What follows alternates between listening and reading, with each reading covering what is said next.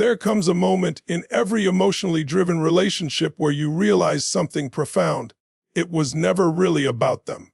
It was about you, your panic, your fear of being abandoned, your inner child screaming that you were about to lose love again. And when that panic finally disappears, when your nervous system no longer races, when silence no longer burns, when absence no longer feels like rejection, something incredible happens. The avoidant disappears too. Because the avoidant wasn't just a person. It was a mirror reflecting your own dysregulation back at you. It was a story that your wounded self kept playing on repeat to feel safe in the familiar chaos of chasing, waiting, doubting, and hoping. And when you stop panicking, when you stop trying to fix or chase what's running away, you stop feeding that story. Suddenly there is peace. And in that peace, the avoidant loses their power, not because they've changed, but because you have. You see, the avoidant dynamic is a dance of energy. One runs because the other clings, one withdraws because the other pursues. It's not personal, it's energetic. When your energy is calm, grounded, and no longer desperate for connection, the dance ends. You stop magnetizing people who thrive in emotional distance because you've stopped vibrating in fear. You've become safety itself. When no panic means no avoidant, it means you've stepped out of survival mode and into self-trust. You no longer need constant reassurance because you've learned to reassure yourself. You no longer need to get love because you are love, steady, consistent, and whole. You stop chasing people who are emotionally unavailable because you're no longer unavailable to yourself. Healing doesn't mean you'll never feel triggered again. It means when the wave comes, you breathe, you sit with it. You hold yourself the way you once begged others to hold you. And the miracle happens right there. The panic fades, the patterns break, and the same people who once made you anxious can no longer control your peace. You've become untouchable in the most beautiful way, not cold, not detached, but calm, solid, rooted. You've learned that love is not something to chase, it's something to become. And when you become it, no one can take it away. The avoidance stops being your story. The panic stops being your compass. And what remains is peace. Because when there is no panic, there is no avoidant. Only a person, another soul on their own journey. And you, standing firm in your truth, knowing that whatever comes or goes, you are enough. Always have been, always will be. Healing begins the moment you realize that the panic you feel when someone pulls away is not proof of love. It's proof of fear. It's the nervous system remembering a time when distance meant danger, when silence meant you were forgotten, when love was uncertain and affection had to be earned. And because of that, your body learned to equate closeness with survival. Every delay in reply felt like rejection. Every quiet pause felt like punishment. You weren't crazy, you were conditioned. But there comes a shift, a sacred one, when you start building inner safety. It's when you stop outsourcing peace to another person's attention. It's when you begin to self-regulate, to calm yourself in the storm instead of waiting for someone else to throw you a lifeboat. This is the turning point where your old patterns begin to crumble, because the avoidant loses their hold the moment you stop panicking. Inner safety is not built overnight. It's built every time you breathe through discomfort instead of reacting to it. It's built every time you resist the urge to text, chase, or prove your worth and instead remind yourself, I am safe in this moment. It's built when you reparent the parts of you that once cried for attention and instead whisper, I'm here. I won't abandon you again. The beauty of this work is that it transforms your energy. You stop vibrating at the frequency of fear, so you stop attracting people who mirror fear back to you. The avoidant once felt powerful because your panic made them feel needed. But now, your calm makes them face their own avoidance. They sense that something in you has shifted. You're no longer hooked into their distance. And that's when the dynamic dissolves. Inner safety gives you choice.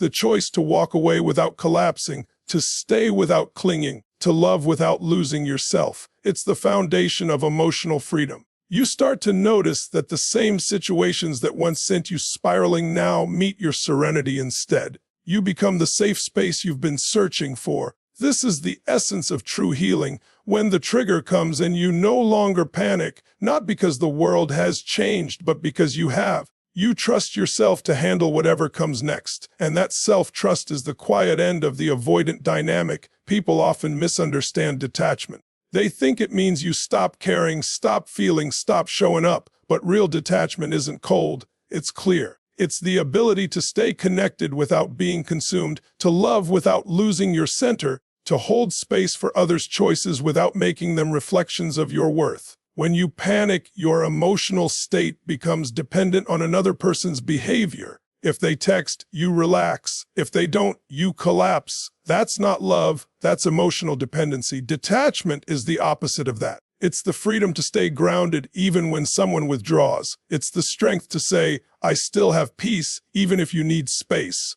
In this space of calm detachment, you begin to see the avoidant differently. You stop labeling them as cold or cruel and start seeing them as someone protecting their own pain. Their silence stops being personal, it becomes information. And information is power. It lets you decide what aligns with your emotional health without resentment or desperation. Emotional maturity means no longer chasing understanding from people who are not ready to offer it. It means accepting that closure is often an internal process, not a conversation. It's realizing that some people can't meet you emotionally, not because you're unworthy, but because their own nervous system is still in survival mode. True detachment allows love to be honest. You don't need to manipulate, convince, or perform. You can express what you feel without attachment to outcome. If they come closer, you welcome it. If they pull away, you bless them on their journey. Either way, you remain whole. This level of maturity transforms every relationship dynamic. You start drawing boundaries with compassion instead of anger. You start listening without taking everything personally. You stop over-giving because you no longer believe that love must be earned.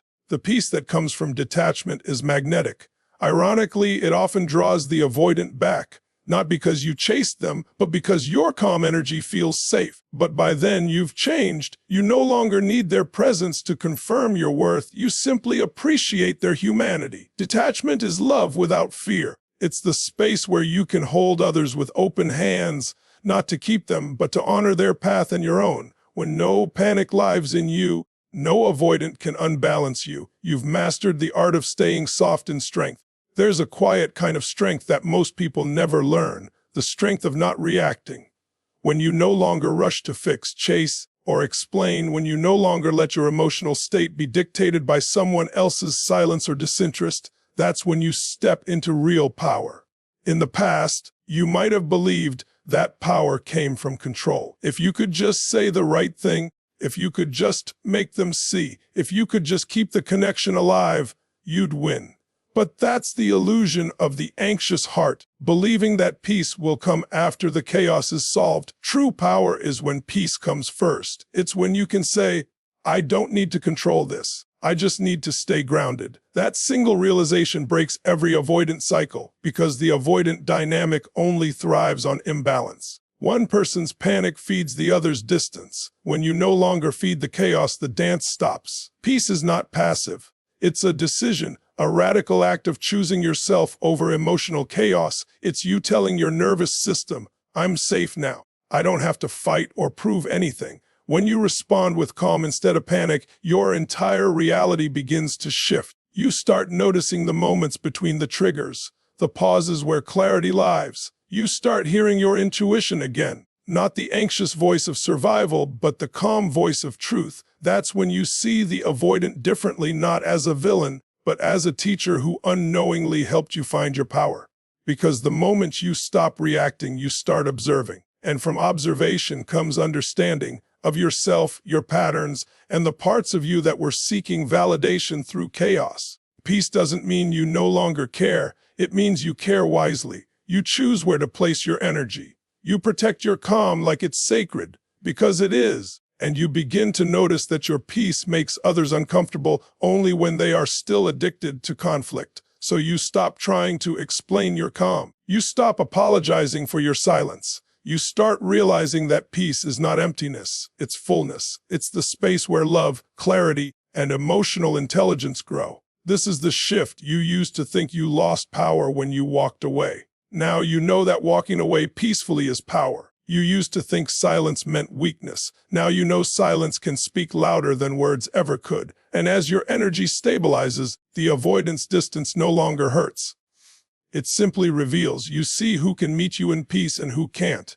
And that's not rejection. That's redirection toward relationships that match your new vibration of calm. Peace is your superpower. It ends panic. It ends confusion. It ends emotional chasing. Because peace says, I am enough, whether you come closer or move away. That's where your true power lies. Healing doesn't happen when you avoid your triggers. It happens when you understand them. For years, every time someone you cared about pulled away, it set off an alarm inside you. That alarm wasn't weakness. It was an echo of old pain.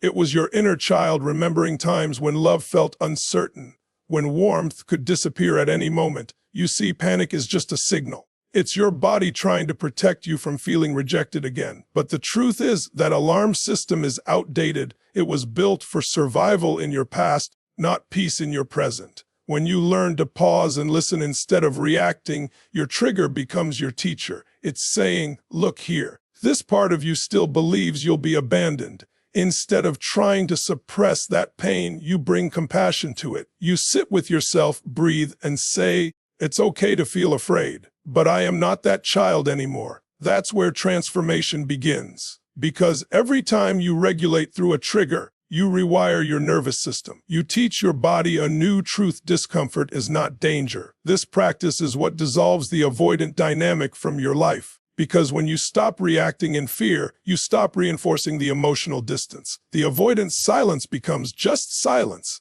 not proof of rejection. You stop chasing reassurance because you can now reassure yourself, and slowly your panic fades. What used to feel unbearable now feels manageable. That's not numbness. That's healing. Your triggers are sacred invitations to meet yourself at a deeper level. They're saying, this pain has been here for a long time. Are you ready to heal it? Each time you answer yes, you reclaim power from your past. When you view your triggers as messengers, you stop blaming yourself for being sensitive. You realize your sensitivity is actually awareness, a gift that can guide you toward wholeness. The avoidant once represented everything that made you feel unseen. But when you heal your triggers, that person loses their symbolic weight.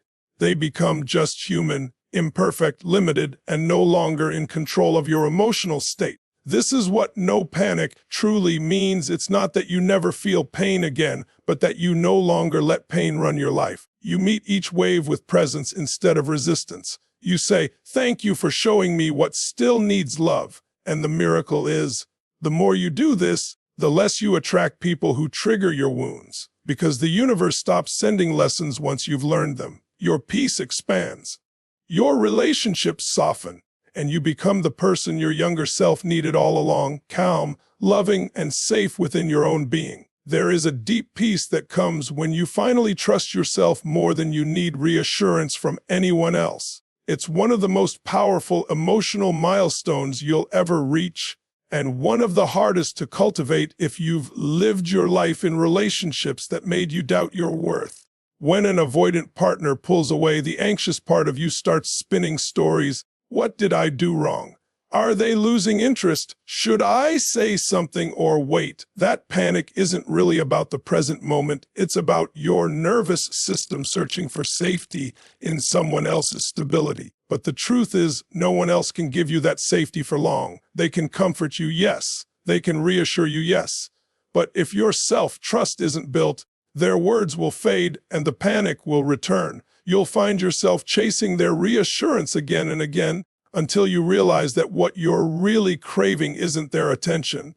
It's your own inner certainty. Self-trust begins when you decide to listen to your intuition instead of your fear. It's when you feel that familiar anxiety rising, and instead of spiraling, you pause and say, I've been here before and I know what to do. That voice, calm, grounded, wise, it becomes your new compass. Building self-trust means you stop betraying yourself for the sake of keeping connection. You no longer silence your needs just to be easy to love. You no longer ignore red flags because you fear being alone. Instead, you honor your feelings as truth tellers, not obstacles. You start realizing that walking away from what doesn't align is not loss. It's loyalty to your peace. The avoidant dynamic loses its hold the moment you stop abandoning yourself, because that's what panic really is, self-abandonment. It's the moment you leave your body, your truth, and your boundaries to chase someone else's approval. But when you choose to stay grounded in yourself, you shift from chasing safety to embodying it. Self-trust transforms your entire emotional landscape. You stop overanalyzing every word or silence.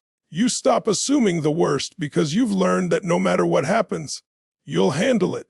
You become your own anchor. It's not about becoming emotionless. It's about becoming emotionally sovereign. You feel deeply, but you're no longer ruled by those feelings. You can experience disappointment without losing yourself in despair. You can face uncertainty without spiraling into panic. That's when no avoidant can shake you, because they no longer represent safety or danger. They're just another human being with their own wounds and timing. You meet them with empathy, but not dependency. You care, but you don't collapse. Self-trust is built every time you show up for yourself, in the moments no one else does. When you soothe your own heart, honor your own truth, and stay steady in your worth, you rewire your nervous system to trust that you've got you.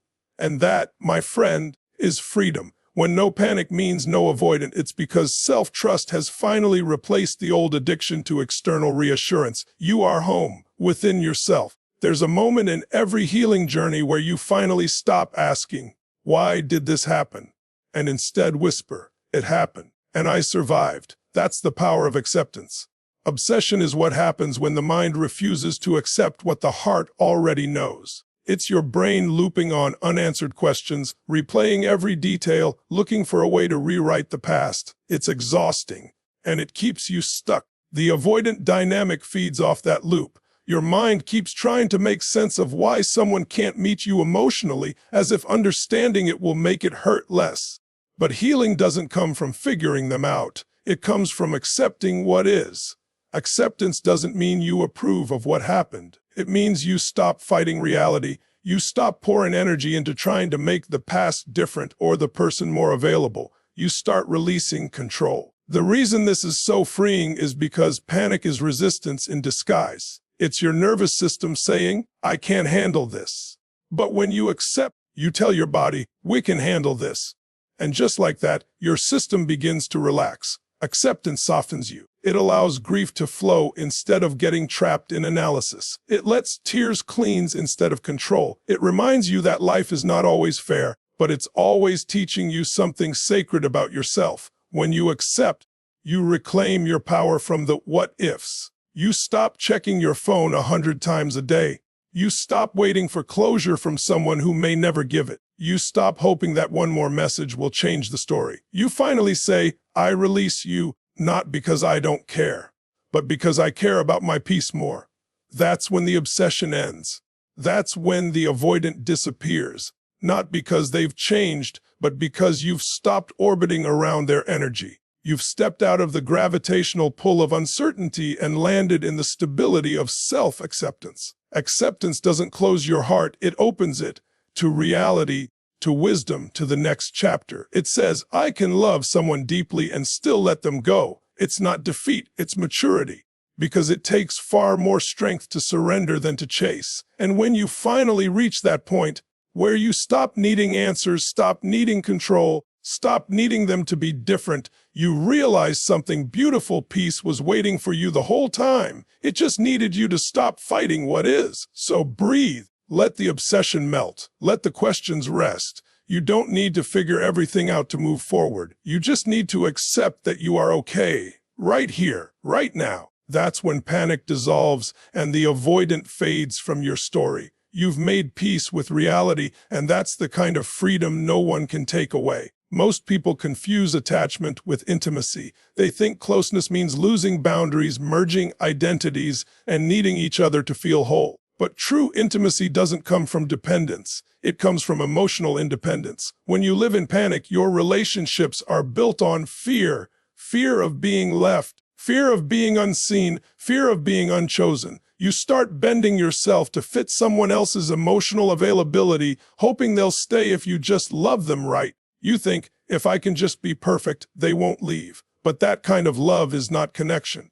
It's survival disguised as devotion. Emotional independence changes everything. It's not about being detached or self-centered. It's about having your emotional center within you instead of outside of you. It means you can love fully without losing yourself. You can give without resentment. You can stay without clinging. You can walk away without collapsing. The beauty of emotional independence is that it deepens connection, not weakens it.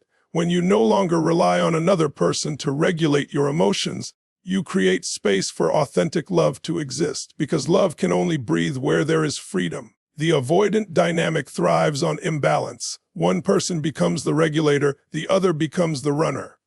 When you stop depending on the runner to soothe your panic, the imbalance dissolves. You stand tall in your own calm. You stop begging for attention and start commanding respect through your grounded presence. In this space, your relationships begin to evolve. You no longer settle for half love. You no longer confuse chemistry with compatibility. You begin to see that true connection is not about constant contact. It's about emotional safety, mutual respect, and shared peace. Emotional independence means you give yourself what you once begged for: understanding, validation, and safety. It means you become your own emotional home. And from that home, you love others freely without fear of loss. When no panic lives in you, your love becomes pure. It's no longer rooted in fear of abandonment. You can say, "I love you," without the silent echo of, "Please don't leave me." You can be honest without fearing rejection. You can let people come and go without feeling like your worth depends on their presence. This is the highest form of intimacy. Two independent souls choosing each other, not from need, but from peace. That's when relationships stop being roller coasters and start being sanctuaries. Because real love doesn't imprison you, it grounds you. And it begins with the most sacred commitment you'll ever make. The one to yourself. Every time you panic, every time you overthink, every time you chase clarity from someone who avoids you, you give away your energy. You don't mean to, but your focus becomes your offering. And energy flows where focus goes. The avoidant dynamic is an energetic loop. One person runs, the other chases, one withdraws, the other obsesses. It's a constant exchange of power. Not because one is stronger, but because one is reacting. The more you react, the more energy you give. The more energy you give, the more drained you feel. Breaking this loop starts when you reclaim your energy. It's when you decide, "My peace is too expensive to be spent on confusion." You start redirecting your attention inward instead of outward. You focus on your breath, your growth, your boundaries. You realize that you can't control whether someone stays, but you can control where your energy flows. Every time you choose to stay calm instead of chasing, you take your power back. Every time you respond instead of react, you take your power back. Every time you stop checking their messages and start journaling your feelings, you take your power back. Your energy is your currency. The more you invest it in yourself, the more peace, confidence, and clarity you gain. And something magical happens when you do. The avoidant no longer feels like the center of your world. They become just one character in a story that's now about your evolution. When you stop leaking energy into worry, you start radiating self-assurance. People feel that shift. You stop chasing because you've become the magnet. You stop needing to prove your worth because your energy now speaks for you. Reclaiming your energy is not about revenge or coldness. It's about redirection. It's saying, "I choose to nourish what nourishes me." It's a declaration that your focus will serve your healing, not your suffering. And this is what breaks the avoidant pattern completely. Because panic is an energy exchange. Your fear fuels the distance. When your fear transforms into calm presence, there's nothing left to feed the pattern. The dynamic collapses, and all that remains is clarity. Reclaiming your energy also redefines love. It's no longer about losing yourself to feel close to someone else. It's about standing firm in your essence and letting love find you in your wholeness. And when it does, it won't feel like panic. It will feel like peace. The truth is, the energy you keep to yourself becomes your new power source. It glows from within, attracts the right people, and creates stability from the inside out. And that's how the cycle ends, not through control or manipulation, but through self-mastery. Because when your energy returns home, so do you. The modern world teaches you to chase success, chase validation, chase love, chase answers. Your nervous system learns that stillness equals loss, that silence equals danger. So you fill the quiet with thoughts, scrolling, analyzing, trying to figure out what went wrong. But the truth is, healing doesn't happen in motion, it happens in stillness. Stillness is the space between your reactions. It's the sacred pause between "they pulled away" and "I must do something." In that pause, something powerful awakens you. When you sit in stillness, you come face to face with the parts of you you've been avoiding: the loneliness, the fear, the grief, the unmet needs. It's uncomfortable at first. Your mind resists it, your body tightens, your heart races. But if you stay, if you breathe through the discomfort, the panic begins to dissolve, because panic can't survive presence. In stillness, you realize that what you feared the most, being alone, was never emptiness, it was space. Space for you to reconnect with your truth. Space for your intuition to whisper what your fear was too loud to hear. Space for peace to enter the cracks that panic left behind. The avoidant once triggered your panic because they activated the silence inside you that you hadn't yet made friends with. But as you learn to sit with yourself in that silence, you discover something extraordinary. The silence was never rejection, it was invitation. An invitation to return home to yourself. Stillness becomes your medicine. It teaches you patience. It teaches you self-soothing. It teaches you that nothing external can define your internal world unless you allow it. And soon you begin to crave stillness, not as escape, but as alignment. You realize that peace doesn't have to be earned, it simply has to be remembered. You've had it all along, underneath the noise, underneath the panic, underneath the endless need to be chosen. When you sit quietly long enough and often enough, the truth starts rising like light through fog. You are already enough. You were never too much. You don't need to chase anyone to feel whole. Stillness is where the anxious stops seeking and starts knowing. It's where you meet your true self, not the version built on fear, but the one built on truth. And from that place, relationships transform. You no longer chase love, you invite it. You no longer cling to avoidance, you understand them. You no longer panic in the silence, you rest in it. Stillness ends the cycle, not because it changes them, but because it changes you. And when you find yourself, you realize there was never an avoidant to fix, only a self waiting to be found. Everything you attract in life mirrors your internal state. When you are anxious, you attract chaos. When you are uncertain, you attract inconsistency. When you are peaceful, you attract peace. For so long, your relationships may have reflected your inner wounds. They were the mirrors showing you where you were still unhealed, where you still abandoned yourself, where you still believed you weren't enough. That's why avoidant partners felt magnetic, not because they were your destiny, but because they matched the emotional frequency of your fear. But when you heal, everything changes. You start vibrating differently. You move through the world slower, softer, clearer. You stop seeking attention because your presence itself becomes magnetic. People feel the difference. They feel your calm, your boundaries, your grounded energy, and they respond to it. It's no longer about who you chase, it's about what you emanate. And you emanate safety, self-respect, emotional maturity, and serenity. These are the qualities that attract people who can love you in alignment, not in avoidance. Becoming peace doesn't mean life becomes perfect. It means you meet imperfection with grace. You no longer personalize others' behavior because you know your worth isn't negotiable. You no longer panic when people pull away because you know connection isn't supposed to feel like anxiety. You begin to live from overflow rather than emptiness. You love without conditions. You forgive without resentment. You detach without bitterness. You show up as the embodiment of what you once begged others to give you. Calm presence. And that's when miracles happen. Relationships become easier. Friendships feel lighter. Opportunities flow toward you. Even if the avoidant returns, you meet them differently, with compassion, not craving, because your worth is no longer in their hands. Becoming peace means becoming untouchable in the most gentle way possible.